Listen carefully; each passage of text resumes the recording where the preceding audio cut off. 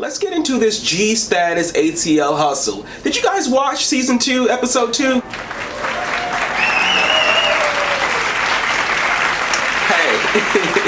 I'm telling you, like, they showed up and showed out. They always do, but they brought the heat this time, okay? And it was so much heat, I couldn't take my eyes off of it. I mean, the entire hour was jam-packed with drama. Now, I could have done without some of that violence, some of that aggressive, hostile stuff. I could have done without some of that. I mean, I know that's what gets the people going. You know what I mean? Like, it's what gets the people going, and you kind of need that drama, but I think it was a little bit too much. I mean, they got so violent and so out of control. I thought at some point they should have called the cops. Like, why didn't any cops show up? Is what I was thinking. Like, where are the cops when you need them? You know what I mean? But I guess they kept it quiet, they kept it cute, you know, and pushed through without any cops being called. But it opens up with Akeem in that studio with that man. I don't know who that man is. I don't know who that man is, and I don't know why Akeem went to this man's studio being so disrespectful. Akeem was disrespectful to the 10th power, okay? Like, I couldn't understand why Akeem thought that it was right to show up at this man's studio and disrespect him like that. Like, he was so disrespectful and rude to this man. I mean, it's one thing to go there and invite somebody to a party. It's another thing to go there and be completely disrespectful and condescending and just straight up rude. Like, he was rude. And I'm surprised that that guy even let Akeem sit there and talk to him like that. Now, at one point, the conversation got so heated to where the guy did tell Akeem, look, don't call me a bitch no more, like I'm not your bitch. But Akeem continued to call him a bitch. He continued to call Akeem a bitch, and the bitches went back and forth, okay? Akeem went there to invite this guy to the party, the picnic, or whatever Akeem wants it to be. But the guy was somewhat resistant. You know what? No, he actually wasn't resistant. I don't think he was resistant. I just think Akeem put a little bit too much on it. He put a little bit too much on that invite. Akeem was trying to do damage control while he was inviting the guy to the party, because I think that something went down between the two of them. I don't know if it was full-blown sex. I don't know if it was just oral sex. I don't know if it was just like maybe a rub down or like whatever. You know what I mean? But something went down between the two of them. They've got history, okay? But Akeem wanted to do some damage control and say, hey, listen, I don't know what might come out of these guys' mouth. I don't know what they might say. I've already told them that we have history, so who knows? You know, I don't know if this guy was trying to deny the history or if he just simply didn't have any recollection of it. You know, a lot of times you have encounters with people, sexual encounters, that you don't even remember, like you don't recall. Like, maybe it wasn't that great, or maybe it just, you know, you were on one that night and, you know.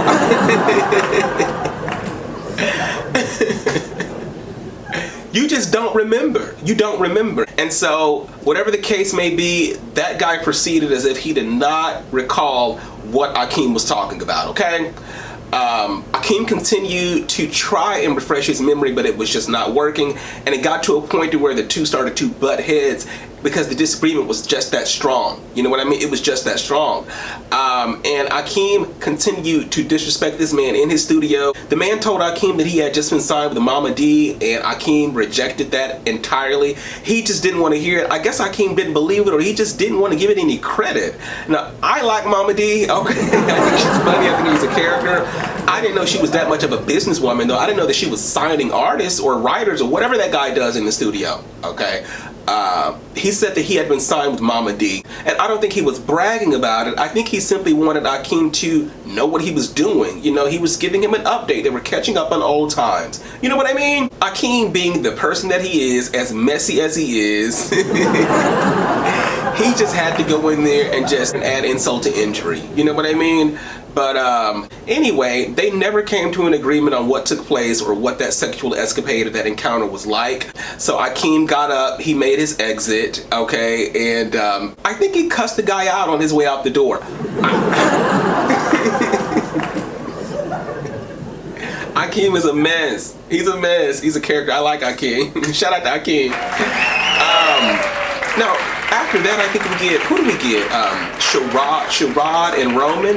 They're in the gym. And shout out to the producers, shout out to the production over there, because I like that scene. Let's get some more shots like that in there, because it made it seem a little bit more personal. I felt like I was being led into their lives a little bit more with that gym scene, you know.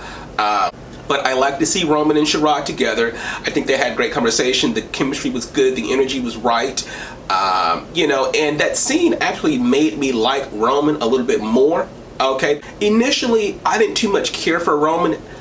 I'm sorry, I didn't mean to say care for Roman. I didn't care for his persona on the show. I don't know the guy in person, so who knows who he might be in person, you know, so shout out to you, Roman. But your character on the show, like what you represented on the show, I just couldn't jive with it, you know what I mean? Like, it wasn't appealing to me. I just didn't like it. But anyway, this gym scene made me like you more. I want to see more of you on the show, because you let us in. You kind of told us who you are as an individual. You let us know that you are an interior designer. You're doing real estate. You know, you've done the acting thing. You know, like, you're a man who wears many hats, a jack of all trades, so to speak. You know? And so I respect you for that, Roman. Like I said, I want to see more stuff like that from a Roman and a Sherrod. I think it makes the show better. It makes it more intimate. It makes it feel more like the reality shows that we're used to. Like, when I saw that scene, I really felt like I was watching The Real Housewives of Atlanta. I even felt like I was watching The Real Husbands of Hollywood. You guys have seen Real Husbands of Hollywood? What's the guy's name? Nick Cannon, Robin Thicke, Kevin Hart, who else is on there? Dwayne Martin, JB Smoove, like all of those people. That's what I felt when I saw that scene on G-Status ATL Hustle. You know what I mean? So do more of that to keep it interesting, okay? And so we get our update on Charlie Exile and our guy. They are unable to attend Akeem's party.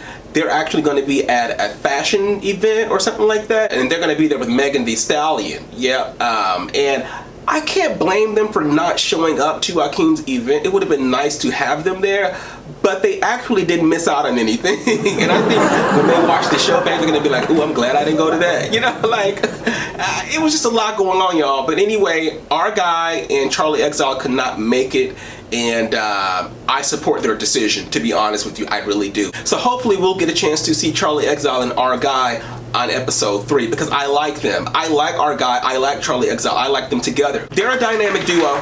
They're a dynamic duo. I like the two of them together. But anyway, let's get to this event, this dinner that Akeem has set up for everybody. We get to this dinner, and we've got Delicious in there. We've got Sherrod. We've got Devon. We've got Redrick. You know, like, the cast is there, okay? Well, we've got this new guy. His name is Four. What do I say about Four? Okay? Like, I don't know what to say about the guy. Like, it was too much. Like, it was way too much. Okay? Like, it was, like, a lot. Like, first of all, why did y'all give him so much camera time? Like, why did he get so much camera time?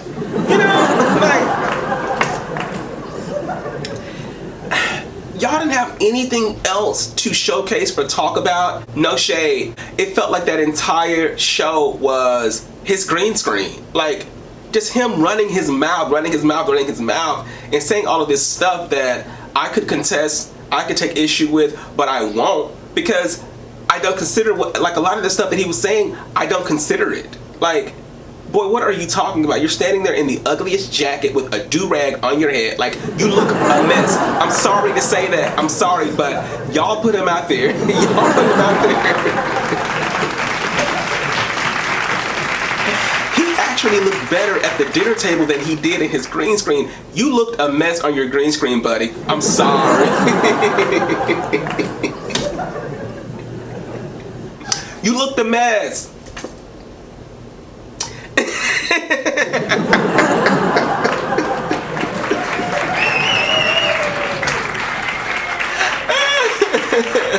I'm just picturing him in that green screen.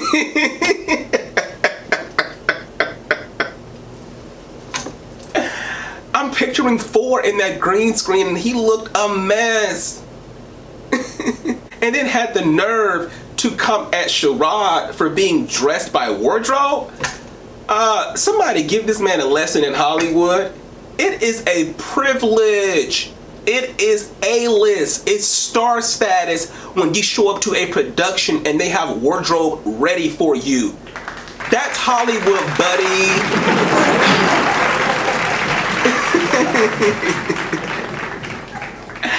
This guy said that, or he tried to disrespect and diss Sherrod because Sherrod showed up and wanted to be dressed by wardrobe. If the budget is there, production better dress me too.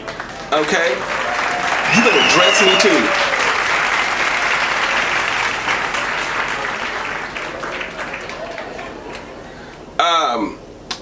And so he just went on and on about everybody else showed up dressed, everybody else showed up dressed. Then booed all of y'all who showed up dressed. Okay, Sherrod the superstar. I told y'all that boy was the Beyonce of the show. I told y'all that boy was the Kim Kardashian of the show. I'm telling y'all he is the Nene Leakes of G-Status ATL Hustle. Come on now.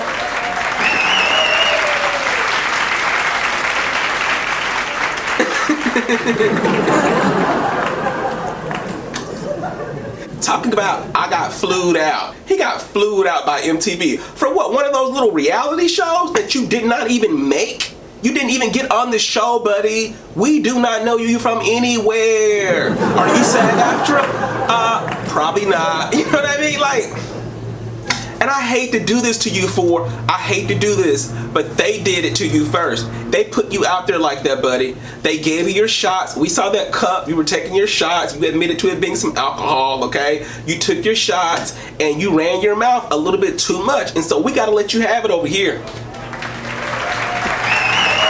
We got to let you have it, buddy. Okay? Because you did too much. You did too much.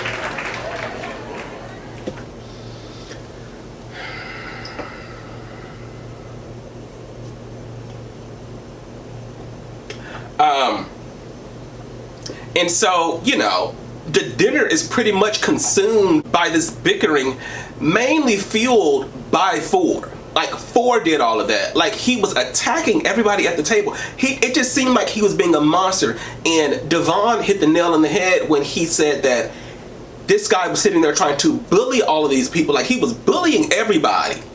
And I didn't understand where it was coming from. Like, where is all of this coming from? Like, you're calling yourself a veteran. You're not a veteran because we do not remember you from the first season, okay? Like, I didn't remember Ford, okay? We don't remember you. You're not a veteran, okay? If anybody is a veteran on that show, it's Sherrod, you know? It's Charlie Exile. It's Akeem. You know what I'm saying? Like, you're not a veteran. Anyway, you know, people like to boost themselves up and like have all these different titles and taglines for themselves. No, you're not. Sit down, boo-boo. Sit down. And so, listen, to make a long story short, Akeem showed up extremely late to his own event. How dare you, Akeem? How dare you? How dare you hold an event and then be like the last person to show up? You know, it's one thing to be fashionably late, but you were extremely late. You sat there and let those people have their own dinner by themselves. I mean, it wasn't even a point for you to show up. It wasn't a point for you to show up. Okay. Now, at one point during that, because a lot of the stuff that took place, y'all, like, it's not even worth mentioning. It's not worth mentioning because it was just too much. It was too extra. Like, it was too much. I love how they produced it. I love how they put it together. And for some people, that stuff works. For some people, they love to see that. But I don't need to see my black men fighting each other. I don't want to see that. You know what I mean? Like,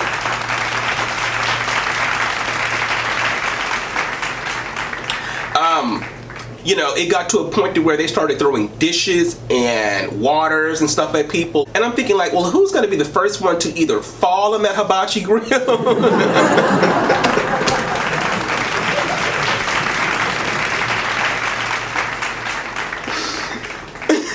Who's going to be the first one to fall on that hibachi grill, if not just, you know, put their hands on it by mistake? That's what it looked like. It looked like somebody was going to get burned on the hibachi grill the way they were in there slinging each other around. At one point, you had people like Ford just standing up. He was in Lando's face.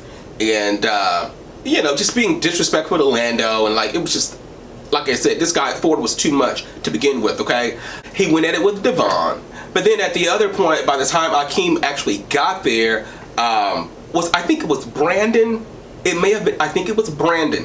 And Brandon came in real graceful. Like, I like the way that Brandon came in. Like, Brandon came in with a lot of grace and a lot of class, a lot of sophistication with Brandon. I like that, okay? And side note, Brandon actually made a cameo appearance in the Noah's Ark reunion. Did you guys see the Noah's Ark reunion? Okay, we're gonna talk about that later. Anyway, Brandon came in, and it looks like he and Roman had some sort of history. Maybe they did some kind of work, but he had an issue with Roman that they actually wanted to hash out at the table. Okay, they wanted to talk about it. Akeem was not there for it. He didn't want anybody to say anything. He didn't really want anybody, I guess, arguing at his table. And I think he was in the right to make that decision and make an attempt to shut that down. I would have done the same thing. Roman, being the hostile, aggressive individual that he is, I'm sorry, Roman, I gotta call it like I see it, the hostile, aggressive person that they portray you to be, okay? He wanted to get up in Akeem's face and kind of demand him to have the conversation or that argument. I think you were wrong, Roman. I think I think you were being disrespectful to Akeem by even sitting there and having it. Now, the thing that Brandon said that Akeem had given them the floor, so let them have it. Now, I agree with that too. I don't think Akeem had really given them the floor. I think he just simply wanted to shut it down. You know what I mean? But according to Brandon, and from what Brandon could perceive, Brandon felt as though Akeem had given them the floor.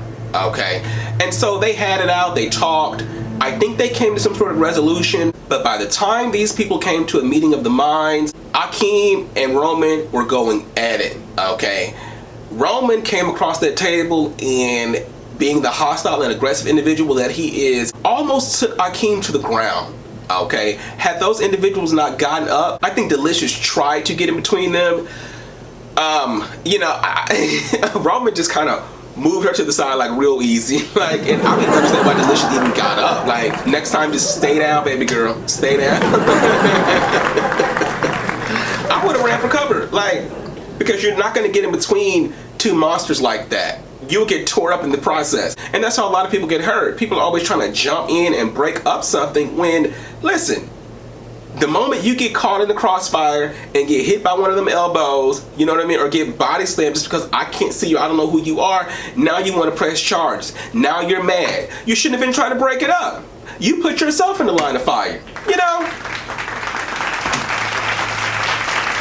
But anyway, I'm glad that nothing happened to you, Delicious. I'm glad that you were able to sit there and enjoy your dinner. You know what I mean? You look real cute sitting there while all that mess is going on, just, using your chopsticks like a lady. You know what I mean? With real class. And just enjoying your dinner because you were hungry. Delicious said she was hungry. And shout out to Delicious. At the dinner table, they wanted everybody to go around and basically introduce themselves. I love how Delicious went first, and she stood up and basically introduced herself with so much grace and so much confidence. I mean, I take my hat off to her. And then at one point, she stood back up and she showed respect to the other girl who was there named Redrick, okay?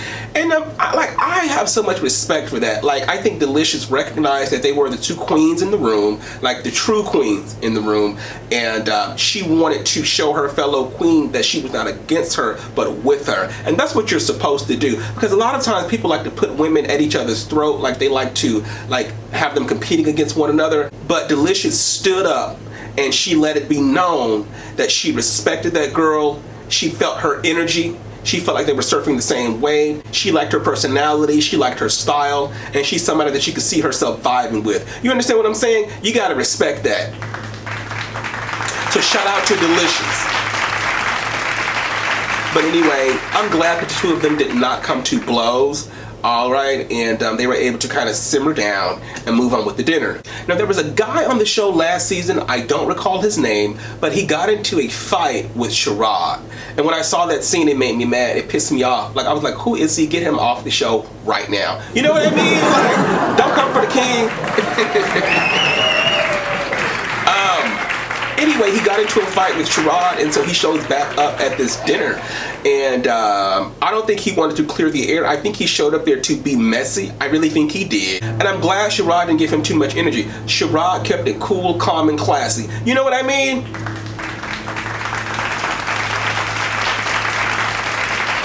And so he said his piece. I don't think he really wanted to apologize or anything like that. It just really came across to me as unnecessary. I don't think they deserved to be there, but Akeem said that that was one of his boys, and that's somebody who he wanted to invite, and somebody that he wanted to be there at the dinner. And so I respect that, you know. I'm glad that he kept them on the other end of the table. You know what I mean? Like, because you can't come down here and sit with us, you know?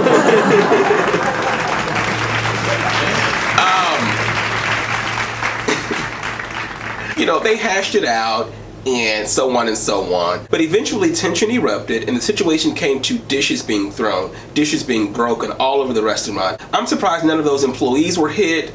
I'm surprised somebody wasn't cut or bruised or there wasn't any blood, because nobody put hands on the other person. But all of those dishes, I mean, there were waters being thrown, plates being thrown, and I mean, they were just flying. There was food everywhere. Like, you know, who was that sitting? Ike? I think Ike was sitting right there next to Akeem, and like, I tried to, you know, remain calm and stuff like that, but by the time Akeem stood up, you know, it was just a lot of stuff going on. You know what I mean? It was a lot. I'm pretty sure production had to pay a hefty bill for all of that stuff that was destroyed in that restaurant. And they didn't care. They threw that stuff with no discretion. Like, they didn't care who got hit. Because when you look at this shot, especially the scene where Four, or one of those guys, threw some dishes across the room at over to Sherrod's end, like over where there was Sherrod and Devon and them. Like, when I saw that, you could tell that, like, there's no telling who that might hit. Like, you don't know who that plate might hit. They didn't care. Like, they showed up to terrorize and destroy. That's what it looked like. Like, they showed up to be clowns. That's what it looked like. And when you do that, I mean, you know, I don't even want to see him on the show anymore. Shout out to Brandon. We like you, Brandon, and I like how you came in with a lot of class. You spoke eloquently, like you really laid your stuff out on the table, and I can respect that coming from a grown man. So shout out to you. All right, but Four and that other guy, the guy who was wearing the H&M shirt, let me tell y'all one thing: don't be coming for H&M, okay? We make H&M look good, all right? We make H&M look good. Don't forget, Beyonce actually did H&M.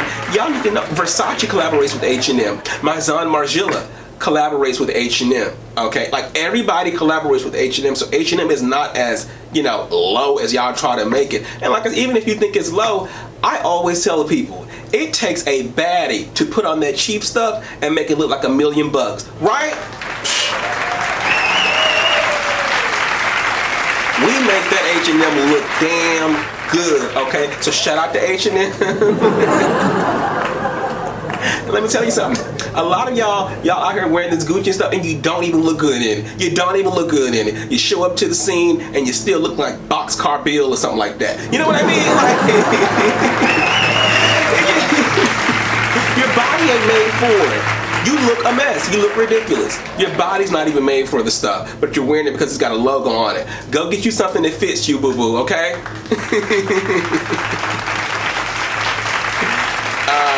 But anyway, the guy with the H&M shirt, and Four, I really don't want to see y'all on the show anymore. I don't want to see y'all there no more.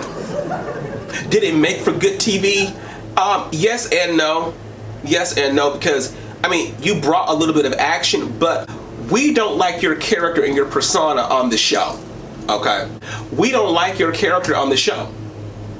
We don't like it. Now, shout out to production for the score, okay? They scored that, like, the closing scene, all right, where they were fighting and stuff like that. He scored it with some sort of preacher. Like, there was a preacher on there giving a sermon, and the sermon matched so well with the scene because... So, you know that in the scene, like, there's this fighting and this bickering, and, like, the preacher, he was preaching a sermon basically about being mad and being angry, and the Bible calls for people being mad. It says you have to get mad, you have to get angry, but you have to know how to put it away by 5:59 a.m. in the morning. And so basically giving people the authority to be mad, to throw blows, you know, to fight one another and just cause a disaster. You know what I mean? It went over so well. It actually hyped it up. Like, it took the scene up 10 times. Because I was sitting there like... Like, it looked like somebody was about to die. That's what it really looked like. So shout out to production, shout out to whoever went over there and edited this stuff and chopped this stuff up and made this stuff as intense as it came across, because it came across real intense. You did that. Shout out to Ja. I saw Ja's name in the credits. Like, Ja is the executive producer, the creator, the director. Like, he does everything over there. Shout out to Ja. Like, you put together something fantastic. Super fantastic. If you guys have not seen season 2, episode 2 of G Status ATL Hustle, head on over to YouTube. You guys can go to Status Network TV or just type in G Status ATL Hustle. You will find it. If you haven't seen it, you're missing out. These guys are giving great TV.